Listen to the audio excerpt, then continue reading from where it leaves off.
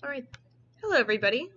My name is Abby Lyles, and I am currently in a class in which we're all doing a semester-long collaborative project, and I'm the technical lead, and right now that means I am doing all the gameplay mechanic programming, a lot of the materials programming. I'm doing pretty much all the programming except for some of the materials programming and some of the post-processing stuff. So I've done the programming for this Toon shader. One of my teammates has done this sort of outline. We're working together to sort of get these different effects in the game. And so this is just my test level, and it's a bit of a showcase of all the different little mechanics I've been working on so far, and I'm going to take you through them and talk about what we've improved since my video last week. You can sort of watch our processes there. Now, a few things. This game is color-based. So right now we don't have any colors because we have to go out and collect them.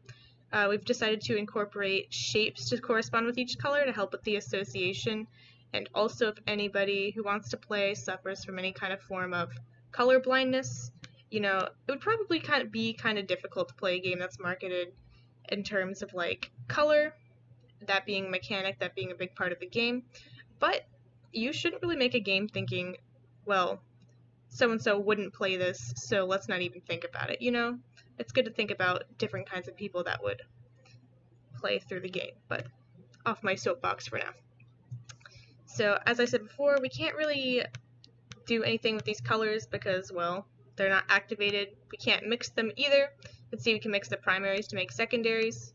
You can also see there's no secondary pickups yet because they'll only spawn in the world after we mix the primaries. So that's going to sort of be a learning element of teaching mixing colors. We have to add primaries in the corner. That's for debugging. That's not going to be in the game. That's just when we need to test out if things will work and test out things in different areas. So if you want to test out something on the map, you can just move the player over there to start there or start from that area and add some primaries instead of setting up a bunch of different pickups and having to delete them. So since we've got our yellow pickup, we can see that the triangle is activated. So one way that we can switch the active color of our main character here is to click on the active button. So now we're yellow, and we have a little triangle on our hat. And since last week, the textures all came in from the art team, and she looks adorable. So there's our UI. The fill meter is a paintbrush palette silhouette, which I made. And it communicates a little bit more clearly, I think, than just a general progress bar. Sort of like, oh, what are we getting here? So since we have red, we have blue. You can actually mix all the colors now, but I'm going to show you how to switch between them a little bit more efficiently. We can press the number keys, which are going to be ordered in terms of the color of the rainbow, and that's going to be explained in the tutorial level. We're not just going to expect people to know how to do that. But you can press 1 for red. You can see we have all the red now. We have 5 droplets exactly, which is what's needed to paint something. 2 would be orange, but we don't have it. 3 is yellow. 5 is blue. We only have 1 blue. But I think the blue one's my favorite.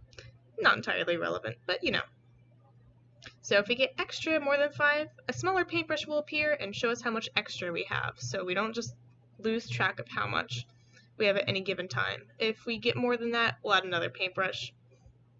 So let's paint some stuff. Oh, before we do that though, while we only have the primaries, I'm going to show you. We have actively colored assets, which is going to be like the Catapult here. You can see that's going to be painted yellow because it's got a triangle on it. But this isn't really doing anything since we haven't painted it yet. So this tree, that's not going to be painted when we walk by it. That's a passive asset which will be colored when we come into contact with them. But I don't have green or orange, which is the trees and the trunk, or the leaves in the trunk, excuse me. So that's not really going to passively paint. This tree has red coded to the trunk, so you're going to see the trunk colors, but the leaves do not. This mailbox is blue. That building is red. Inside of that pane is blue. The frame's actually orange, so that's not going to be colored just yet. But yeah, you can see some of the passive coloring in action. So before we do let's start with an interaction. So we have enough yellow to paint something, so let's paint the catapult. So you can see it launches me horizontally. So yellow's going to be horizontal. We might adjust the hitbox on that launch. But you can hear that we got a sound effect in. Those are our enemies. We'll get to them in a minute. They're new. So if we want to mix colors, it does actually use up paint. So while we can choose to be yellow or red or blue, since we don't have any yellow paint with us, we can't mix anything with it. So we can mix red and blue right now, which will make purple. So all the purples pickups spawn in the world. We also get 1 purple paint droplet from mixing. So look at us fill those guys up. Now this is the purple door. We don't have the model in yet, which is why it's just a square. But when we paint this guy, it's going to open for us. And it's going to close when we don't collide with it. Get back near him. It's going to open again. So that's going to make the door start functioning. And you could probably see like this raycast here, this sphere that appears for like a small second. That's so it just can kind of see where the raycast sphere is going. I actually changed the active painting method to include like I said several times just now, the raycast sphere, because that's a lot more efficient for the code. Originally I had something where the objects were like checking for the player in range, which just was not really well organized or efficient at all. But that was mostly just, oh, I'm going to do this quick and test out some of the other stuff. But after working with that, I'm much happier with the more efficient way. So this is a crate.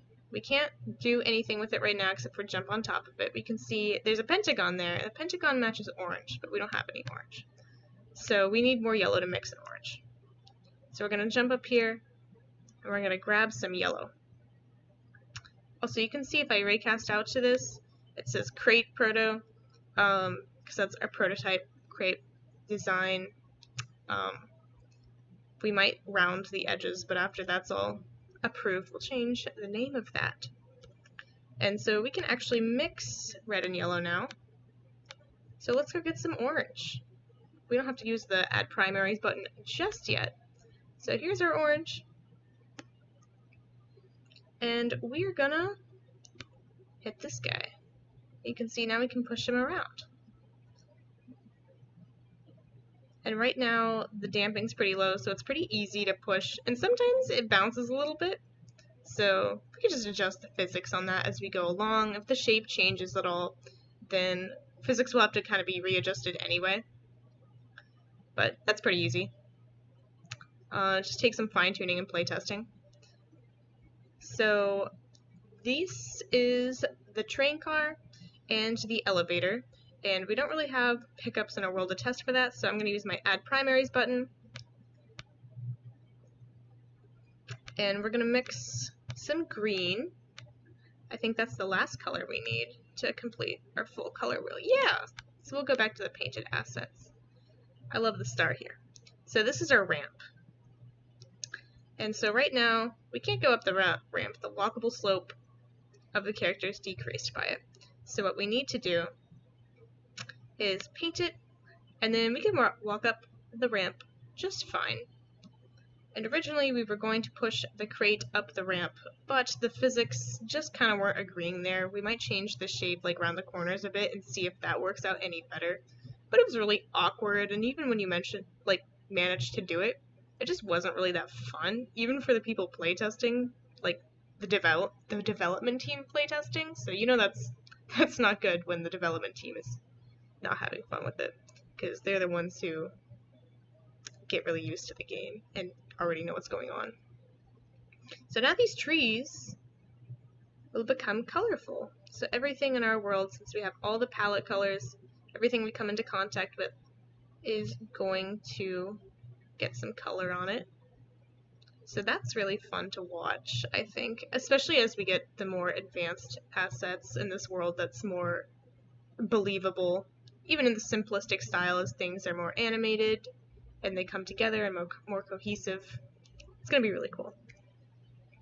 So we're going to add some more primaries. And here's the train car. We paint the train car.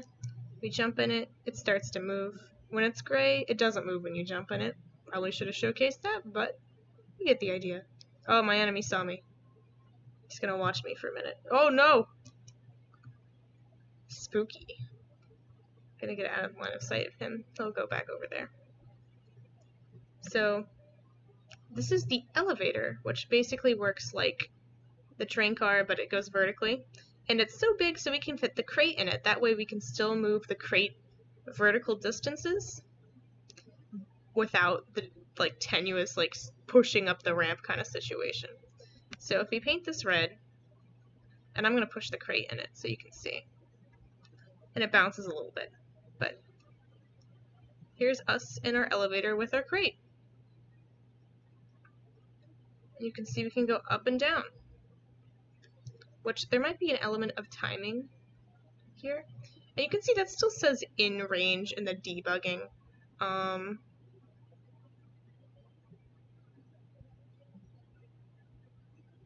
I think that's just attached to like the player like interact interface, so I just gotta take that out. And that was just for me to know like when the player was close enough for things to happen, or when the player had interacted with the object before the functionality was added to it. But we don't really need that anymore, so we'll take that out when this video is over. Here's our jump pad, and you can see that there's a square on it, even though it's kind of a circular design, so we might look into that, asking the art team to incorporate the shape a little bit more there. It looks great, but, you know, sometimes you get a little bit nitpicky. So here we're going to paint this red since it's this square. Oh, I have no red paint. No wonder that's not painting. Alrighty, so now that's red, and we're going to hear a noise go with it, so. We have a couple sound effects added in there, so that's pretty cool. Gonna jump on this building and turn it red. Oh no, I fell! You gotta get a running start for that. I've done it before, I swear. We're gonna fall again, actually, because this is, the bridge. We don't have the model in yet for that, but that's not green yet. Green's our support color, so that's things that hold us up or allow us to travel safely. And red is upward movement, yellow is vertical movement, or horizontal, not vertical. Green's a support color, blue is for hiding, and we're going to get over to that when we go to the enemies. And purple is introspection or opening doors, opening things. So we're going to paint that green, and now we can walk over it. Here's our next horizontal catapult. So we're going to paint it, and that zoops us all the way over here. So that's a lot of the stuff we have so far. Paint these buildings. Just like a completionist, you know? So here's our next challenge, which is these enemies. So we have enough paint to paint that big circular platform over there. We're going to have like more of a safe area, either modeled or just kind of as like something on the floor. I think it'd be best. Well, definitely modeled, but you know, we're still kind of figuring out ways to make that, like, incorporate that, because it's going to be in the, like, on the floor, so you don't want it to be distracting from the scenery. It's not too distracting, you should notice it. So, those are our enemies, and right now when they make contact with us, it doesn't quite do anything because we're still setting up the fountains in which you respawn and regain your paint. But you can see they're pretty persistent in following me. Once I get out of sight, you know, they'll go back to patrolling. Little guy loops right now, the big guy patrols back, but you can change that behavior. So the blue is going to be a safe area from the enemies. So let's go over and paint it. If I get in the blue, they forget me. They go right back to work. I can get out of here. And this guy is gonna notice me. When I get it back in, right back to work. Forgets I'm there. And he won't see me again as long as I'm standing here. So if I'm standing, nope, he didn't notice that at all. And one more time because it's kind of funny. Follows me, and he goes back to work, and the other guy didn't affect him at all. He's just going about his business. So that is, I believe, pretty much the rundown of what's going on right now. We have enemy AI working, the blue mechanic, the hiding mechanic's gonna work. We're thinking of cool animations to put there. Everything that's colored seems to be working. There's always adjustments we can do, but at the moment, the development team is playtesting, always finding little things that we can improve. You can never really think, oh, that's too small an adjustment when you're making a game for people that have never played it before. So it's fun to kind of hear some advice on what needs to be worked on, what isn't clear. Other than that, I talked a little bit about last week how the jump pads are adjusted so that the design team can adjust how far they launch you and where they go, which is kind of a no-brainer when you have those types of assets and you have different distances you need to clear. So that is pretty much all I've got for you tonight, and thank you for watching. Hopefully next week's video has some cool advancements, especially as animations start pouring in and we start collecting sketchbook pages, and perhaps have a new mechanic where you can paint over graffiti, but we'll see when those things get implemented. Anyways, I am Abby Lyles, and thank you for watching my video. Have a nice day.